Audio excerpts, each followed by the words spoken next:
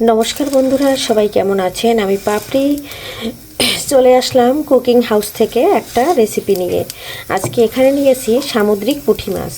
আর এই সামুদ্রিক পুঁটি মাছটা আমি খুব সুন্দর করে পেঁয়াজ কাঁচামরিচ দিয়ে ভেজে নেব। আর এই ভাজা মাছটা খেতে খুবই মজা লাগে আমাদের সবার কাছে।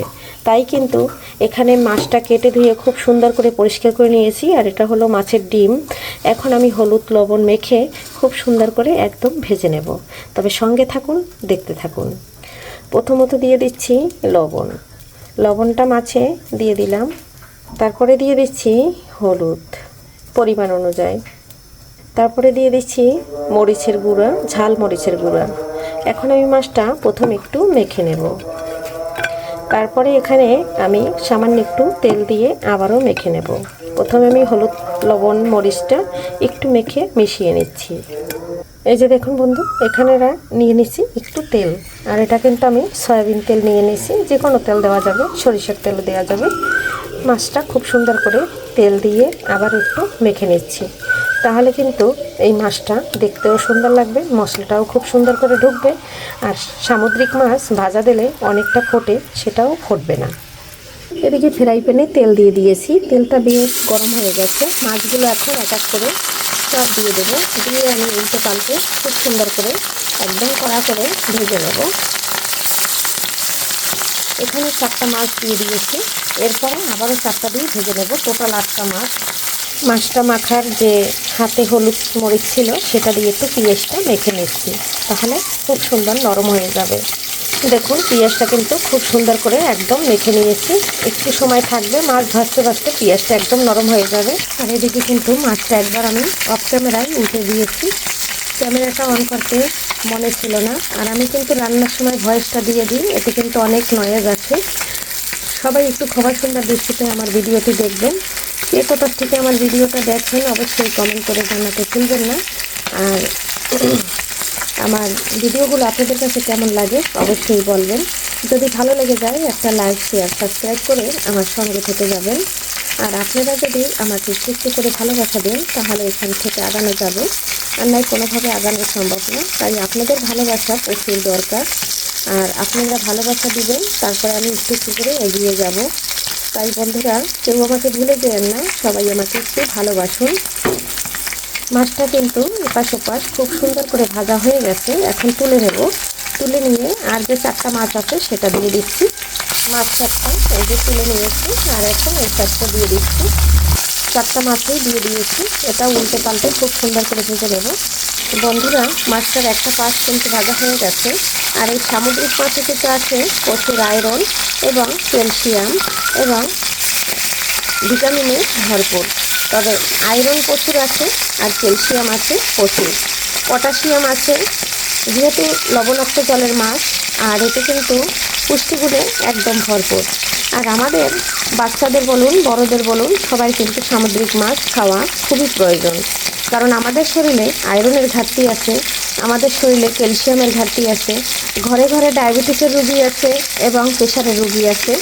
আর এই সামুদ্রিক মাছে কিন্তু ডায়াবেটিস এবং প্রেশার নিয়ন্ত্রণ করে রাখে। তাই কিন্তু সবার এটা খাওয়া অতি উত্তম। আর এই যে যারা আয়রনে ভুগছেন, তারা অবশ্যই বাজারে সামুদ্রিক যে কোনো মাছ পেলে অবশ্যই খাবেন। তার কারণ এটা কিন্তু নোনা জলের মাছ, লবণাক্ত জলের মাছ। আর এই মাছে আছে প্রচুর আয়রন। আর এখানে কিন্তু যেহেতু অনেক পরিমাণে পটাশিয়াম আছে, আমাদের শরীরে প্রচুর পটাশিয়াম দরকার, আয়রন দরকার, ক্যালসিয়াম দরকার। আমাদের শরীরে কিন্তু অনেক হাজার হাজার ওষুধ খেলেও কিন্তু ক্যালসিয়াম অতটা তৈরি হয় না। কিন্তু আমরা যদি সামুদ্রিক মাছটা খাই, তাহলে কিন্তু ওষুধ আমরা একটু কম খেয়েও পারি। আর এই মাছে কিন্তু যে পুষ্টিগুণ আছে, সেটা কিন্তু আমরা অন্য কোনো মাছে পাই না। তবে আমরা সবাই বড় বড় চাষের মাছ না খেয়ে আমরা চেষ্টা করব সামুদ্রিক ছোট ছোট মাছ খাওয়ার। বন্ধুরা, মাছটা ভাজা হয়ে গেছে, এটাও তুলে নিচ্ছি। এখন আমি যে পেঁয়াজ আর লবণ, কাঁচামরিচ, হলুদ দিয়ে মেখে নিয়েছি, সেটা এখন দিয়ে এই তেলের মধ্যে খুব সুন্দর করে ভেজে নেব। এখন আমি পেঁয়াজ মরিচটা দিয়ে দিচ্ছি। আমি কিন্তু ওই তেলের ভিতরেই একদম পেঁয়াজ আর মরিচটা খুব সুন্দর করে ভেজে নিচ্ছি। কারণ আর তেল দেব না। বেশি তেল কিন্তু আমাদের স্বাস্থ্যের জন্য খুবই ক্ষতিকারক। এখন আমি এই যে নেড়ে ছেড়ে পেঁয়াজটা অর্ধেকটা ভাজা হয়ে গেছে, যেহেতু আগের থেকেই নরম হয়ে গেছে। এখন আমি ভেজে রাখা মাছগুলো দিয়ে দিচ্ছি। এখন মাছগুলো দিয়ে খুব সুন্দর করে নেড়ে চেড়ে একটু ঢাকনা দিয়ে ঢেকে রাখবো, যাতে মাছের ভিতরে পেঁয়াজ কাঁচামরিচের ফ্লেভারটা খুব সুন্দর করে প্রবেশ করে। ঢাকনা দিয়ে ঢেকে দিয়েছিলাম 2 মিনিটের মতো। তেলটা কিন্তু একদম ছেড়ে দিয়েছে। এখন আমি একটু নেড়ে চেড়ে এটা কিন্তু নামিয়ে নিলেই হয়ে যাবে। পেঁয়াজটা কিন্তু পুড়ে গেলে আমাদের খাওয়া খুবই ক্ষতিকারক, তার কারণ প্রচুর অ্যাসিডিটি বাড়ে। তাই পেঁয়াজটা আমি হালকা করে খুব সুন্দর করে ভেজে নেব। বন্ধুরা, কেমন লাগলো আমার মাছ ভাজার রেসিপিটি অবশ্যই জানাতে ভুলবেন না। যদি আপনাদের ভালো লেগে যায়, আত্মীয় পরিবারের কাছে শেয়ার করে দিবেন, কারণ আপনাদের একটা লাইক, একটা শেয়ার আমার খুবই গুরুত্বপূর্ণ দরকার। তাই আপনাদের জন্য বলবো, সবাই একটু শেয়ার করে সঙ্গে থাকবেন। মাছটা তুলে নিয়েছি, হয়ে গেছে। কেমন লাগলো আমার মাছ ভাজার রেসিপিটা? মাছটা কিন্তু নামিয়ে নিয়েছি, আর আমার রান্না একদম রেডি হয়ে গেছে। পেঁয়াজ কাঁচামরিচ দিয়ে খুব সুন্দর গায়ে গায়ে লেগে আছে, দেখা যাচ্ছে। বন্ধুরা, আজকের মতো বিদায় নিচ্ছি। সবাই ভালো থাকুন, সুস্থ থাকুন। আবারও দেখা হবে আগামী ভিডিওতে। এ পর্যন্ত সবাই ভালো থাকবেন। সবার জন্য সুস্বাস্থ্য কামনা করে এখানে বিদায় নিচ্ছি। বাই।